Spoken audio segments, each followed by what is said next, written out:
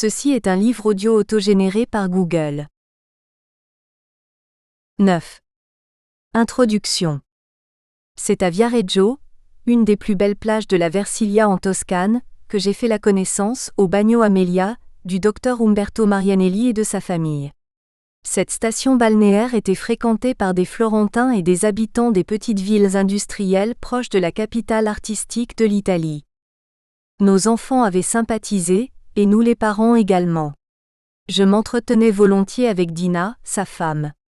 Nous nous retrouvions surtout l'après-midi à la plage sous un parasol, ou au bord de la mer où nous surveillions les ébats de nos enfants. Le docteur Marianelli arrivait le samedi de Empoli pour se reposer et jouir de sa famille à la mer. C'était un bon nageur et l'eau tiède de l'après-midi le comblait. Son goût pour la peinture et l'écriture nous rapprochèrent et il nous offrit quelques livres qu'il avait édités, parmi lesquels Noi Vinti, journal intime qui nous fit découvrir l'itinéraire d'un jeune Italien aux prises avec la réalité de la Seconde Guerre mondiale qu'il avait été. À l'âge de 18 ans, le jeune Umberto Marianelli se porta volontaire pour participer à la guerre dans laquelle son pays s'était engagé aux côtés d'Hitler. Nous les vaincus, formule choisie par l'auteur pour intituler ses écrits, indique bien quelle fut l'issue de cette malencontreuse épopée. 1943. L'heure approche du crépuscule mussolinien et la situation devient confuse et périlleuse pour les soldats. Un Noi Vinti, nous les vaincus. 10. Italiens qui commencent à rencontrer sur les terrains d'opération les forces alliées débarquées en Méditerranée le 8 novembre 1942, ainsi que les partisans, les résistants au régime fasciste, de plus en plus nombreux et puissants. L'auteur raconte dans son journal ces moments où pointe la défaite et son cortège d'humiliations à venir. Il se retrouvera en particulier emprisonné à la prison de Bettola, située dans le Val de Nure, zone où, à partir de juillet 1944, les partisans avaient constitué une libre république de Bettola, siège du commandement unifié de la zone 13 de la résistance. Puis ce sera le camp de concentration à Aversa, dans les environs de Naples, où il découvrira avec amertume le goût de la défaite mais aussi la promiscuité et ce qu'il vivra comme une grande injustice. Nous les vaincus évoquent avec sobriété le drame intérieur des hommes engagés, par la force des choses plus que par conviction, du mauvais côté de l'histoire. Il ne s'agit pas ici d'une histoire de héros. Ce n'est ni un document historique, ni un acte de justification ou de revendication. C'est la pauvre histoire des Italiens vaincus, humiliés, offensés. Guidés par des aspirations similaires ou divergentes, suivant des routes parallèles ou opposées, ils se retrouvèrent tous réunis dans le même filet de la plus amère des désillusions. Que de cette rencontre puisse naître au moins le désir de nous acheminer ensemble pour une vie meilleure. L'auteur. 1943. 15. Empoli. L'hiver est rigoureux cette année. Il pleut et il fait très froid dans cette gare. Je me fais de la peine. J'ai laissé les miens à la maison, pour ne pas ressentir trop de fois la séparation. Un seul ami m'accompagne. J'attends le train qui me conduira à la subdivision militaire de Pistoia. J'endosse mon habit le plus usé parce que bientôt il faudra le jeter. Mon ami ne parle pas. Il comprend mon drame intérieur. Nous avons tellement discuté ces jours derniers. Obéir à l'appel aux armes ou bien faire comme les autres, s'engager dans la clandestinité. La ville est à 2 pas. Le train a un gros retard. Les miens sont encore là, les oreilles tendues pour percevoir le train qui m'emmènera. Ils seraient prêts à m'embrasser à nouveau, comme si je revenais d'un long voyage. Je dormirai alors dans mon lit cette nuit encore. Tout le tourment des jours passés, les nuits d'insomnie avec l'angoisse de ma décision, les journaux dévorés pour y retrouver entre les lignes un mot susceptible d'éclairer la voie à suivre, les amis consultés, le prêtre qui m'a conseillé de donner à César ce qui appartient à César, ma mère angoissée par la peur de me perdre, mais convaincue que la lâcheté ne doit pas m'entacher. Je ressasse tout dans ma tête. La sonnerie de la gare annonce que le train est proche. Moi seul à 18 ans, j'ai décidé de partir et je suis bien décidé. Le train est arrivé. Adieu Empoli. Adieu maman. 16. Pistoia. Je pense que les subdivisions militaires sont organisées de façon à ce que celui qui y arrive n'aspire à rien d'autre qu'à partir pour le corps d'armée. Un véritable enfer, confusion, saleté, égoïsme, vol, odieuse plaisanterie. Les quelques officiers que nous rencontrons ne sont pas convaincus de ce qu'ils font, comme si tout devait s'arrêter d'un moment à l'autre. Pistoia. Grande incursion aérienne de jour et de nuit. Nous sommes obligés d'ouvrir les grillages au signal d'alarme et à fuir à travers la campagne.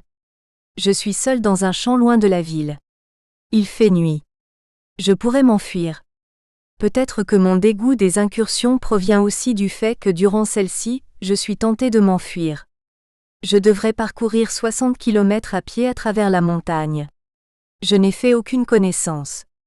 Cela n'en vaut pas la peine si dans quelques jours nous devons avoir une installation définitive.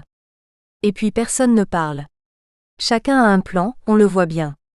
Tous ont fait acte de présence pour ne pas être arrêtés par les carabiniers. Mais si un bombardement ne nous tue pas, il arrivera bien quelque chose. Pistoia. Maintenant on exige trop de moi.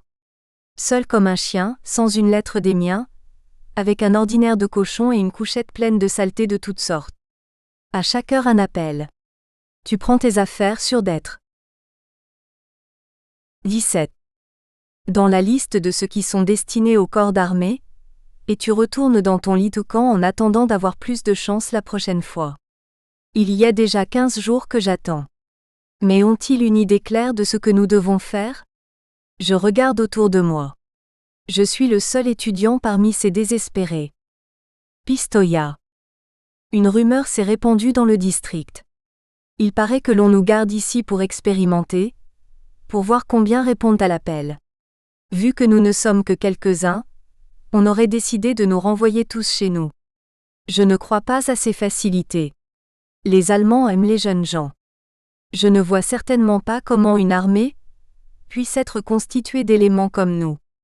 Mais les officiers croient-ils en la guerre? Ils sont si froids, si taciturnes, si méprisants. Pistoia. Mes ressources morales une fois épuisées, arrive ma destination au corps d'armée. Nous partirons cette nuit pour le 5e Bersaglieri de Sienne. Je ne cache pas mon intime fierté d'être bersaglière.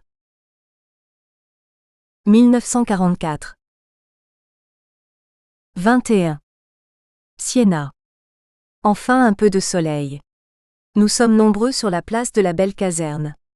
Les jeunes affluents de tous côtés. C'est comme si tous s'étaient levés. Le recrutement commence à fonctionner. On dit que dans la ville les carabiniers explorent les maisons et conduisent de force dans les districts ceux qui sont de lève. Les bersaglieri qui sont ici depuis quelques jours dans le régiment, portent leur uniforme avec arrogance. Ils ont oublié d'avoir été indécis. Combien est grande la fantaisie des jeunes. Siena. Nous voici à présent devenus bersaglieri. Nous vivons sans penser à la guerre, comme si nous étions simplement des soldats. La fanfare, les chants militaires traditionnels, les courses à travers la ville avec les fez rouges au vent, les sauts périlleux, l'escalade à la caserne après la marche. Si grande est la fougue de mes compagnons, que je me sens le moins bersaglière de tous. Siena. Je fume, assis à terre avec ma gamelle portant encore les traces de mon repas. Je regarde les autres qui se pressent de courir en quartier libre. Un grand garçon triste et mélancolique, au sourire ouvert et enfantin me 22. Demande la permission de s'asseoir à mes côtés. Tu permets? Me dit-il, je m'appelle Enzo. Je suis de 24. Avant le 8 septembre, je faisais partie des Alpins. Maintenant ils m'ont placé chez les bersaglieri. Mais je n'y suis pas à mon aise. Moi aussi je vais rarement en quartier libre. Si je sors je vais à la paroisse bavarder avec le prêtre. Ou bien je vais au bureau de la compagnie. Il y a un bugle abandonné, et on me permet d'en jouer jusqu'à la fermeture du bureau. Nous sommes ici depuis plus d'un mois, et je ne connais pas encore mon compagnon de couchette. Tu es étudiant? Moi aussi. J'étudie la comptabilité. Aimes-tu le vin? Ici à l'auberge, à peine à la sortie de la caserne, il y en a du bon. Tu sais, je suis des montagnes Pistoiesi. Là-haut il fait froid et on a l'habitude de boire. Il me pousse à sortir 1 heure pour boire ce bon vin qu'il connaît. C'est la première fois que je sors. L'effet que produisent nos chemises sur les civils est déprimant. Les Siennois sont apathiques et tranquilles, mais on voit bien qu'ils nous plaignent tout en nous en voulant. Nous devons malgré tout continuer cette guerre, dit Enzo, sinon tout est perdu. Il le dit sans façon avec la simple logique de celui qui est dans la danse, et continue à danser. Mais je discerne en lui une foi jurée et saine. Sans philosophie, sans complexe. Sienna. J'ai le pouvoir de faire confesser spontanément qui s'approche de moi. Peut-être j'inspire confiance. Ou bien tout le monde à présent est disposé à parler librement. Nino, un jeune exubérant, étudiant en sciences économiques, se déclare volontaire. Il est bagarreur de nature et ami de tous ceux qui ne pensent pas comme lui. Les autres le craignent mais l'admirent pour la sympathie. 23. Qu'il diffuse. Il circule dans la caserne comme un missionnaire, et ne cache pas son envie d'aller au plus vite au front. Ces genres de personnes ne sont pas rares. Sont-elles payées pour faire de la propagande? C'est impossible. Elles seraient trop nombreuses. Sienna. Loris est l'ombre de Nino. Il vient d'un milieu modeste. Il se dispute les femmes avec Nino. Ils se querellent à chaque instant mais ils sont toujours ensemble. Nino est volontaire. Loris anarchique. Nino est rusé comme un renard, psychologue, beau parleur aimable. Loris est habile mais inculte, grossier, effronté et sauvage. Nino le tient en son pouvoir, et arrive à le faire accéder à tout ce qu'il désire. Il peut même le rendre fasciste. Mais c'est un élément inconstant et dangereux. Sienna. Le régiment est de jour en jour plus brillant. Les sergents de vieux Bersaglieri exigent le style d'autrefois. On mord le frein, mais ensuite nous sommes heureux que tout finisse bien. Il flotte un esprit de corps inespéré. Dans les rues, les Bersaglieri se rient des civils qui se hasardent à les critiquer. Et les jeunes filles ont perdu leur réserve. Sienna. À partir d'aujourd'hui, c'est le général Diamanti qui prend le commandement du régiment. Il a l'air paternel. Grande parade sur la place. Accourent aussi les civils. 24. Curieux. Le général prononce un discours sobre. À la fin il parle des armes très nouvelles que bientôt on nous fera connaître, mais qui pour le moment restent secrètes. C'est un homme qui semble convaincu de ce qu'il dit. Sienna. On choisit des hommes pour les nommer caporaux. Moi aussi je serai caporal avec Enzo et d'autres. Il s'agit d'un tour à travers la Maremma juste après le cours. C'est un grade auquel on donne trop d'importance. Peut-être pour imiter l'armée allemande, où tout est basé sur les grades inférieurs, spécialement en temps de guerre. Sienna. Première grande incursion aérienne sur cette ville. Nous sommes affectés à l'ordre public. Nous n'avons pas le temps de penser à notre peur, quand nous devons nous occuper des autres. Des heures et des heures de refuge à la Lisa. Nous veillons sur la population. Les gens ne nous remercient même pas des services les plus risqués. C'est une obligation.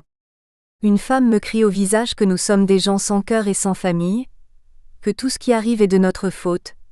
Je la pousse dans le refuge juste à temps pour ne pas l'avoir écrasée, mais j'entends dans le fracas qu'elle souhaite en hurlant encore qu'on nous tue tous du premier jusqu'au dernier.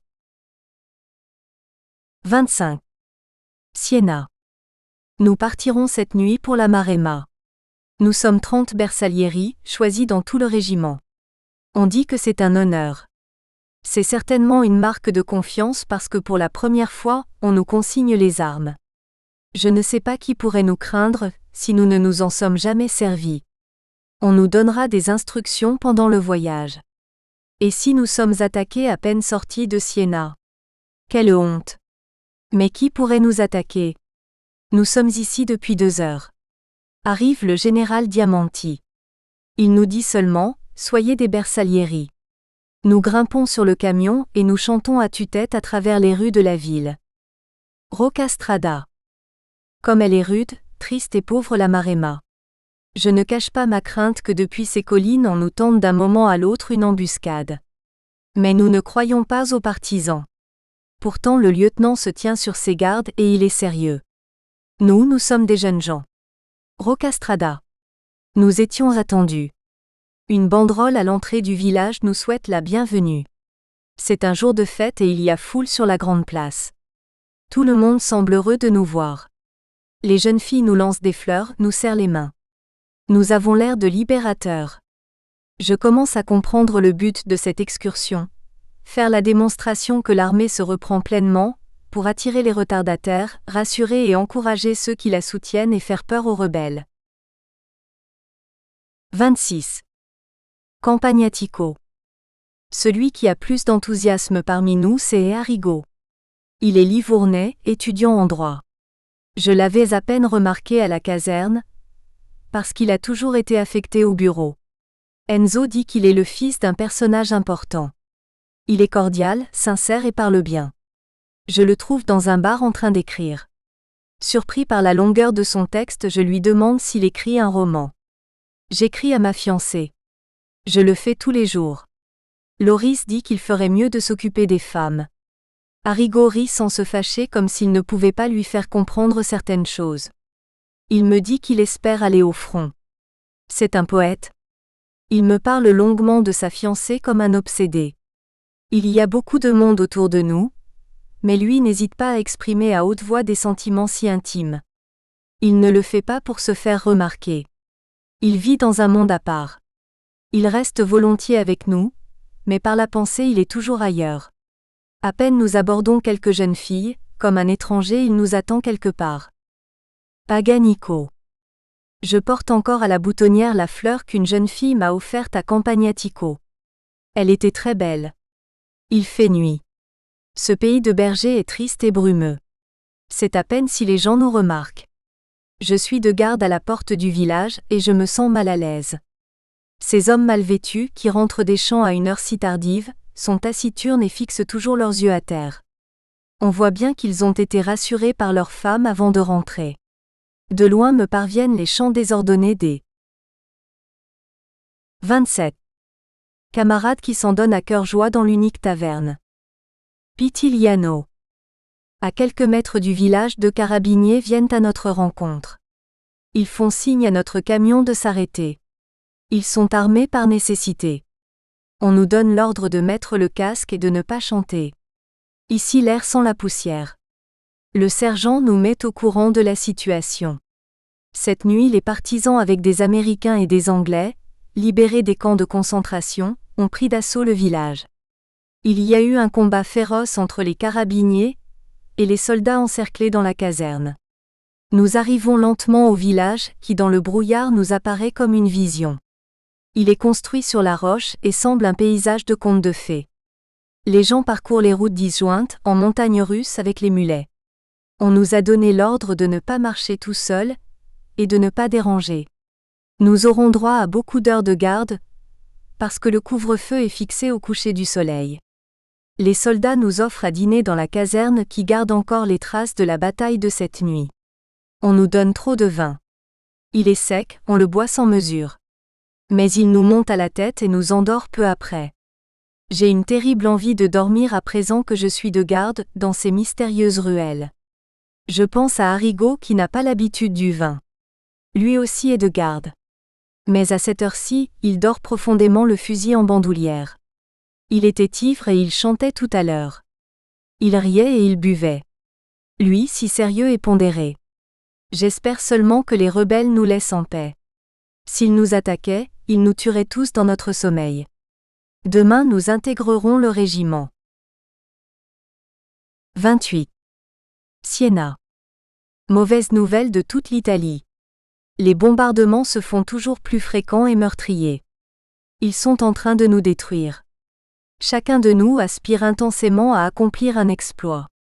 Mon frère est venu me saluer. Il est sous-lieutenant des Bersaglieri, à Vérone. Il part pour le front. On dit que nous aussi nous partirons vite d'ici pour l'Allemagne. Déportés ? Pour entraînement ? Il me semble qu'il n'y a pas de temps à perdre s'ils veulent se servir de nous. Les événements se précipitent. Nous espérons que vous avez apprécié cet aperçu. Pour continuer à écouter ce livre audio sur Google Play Livres, utilisez le lien dans la description de la vidéo.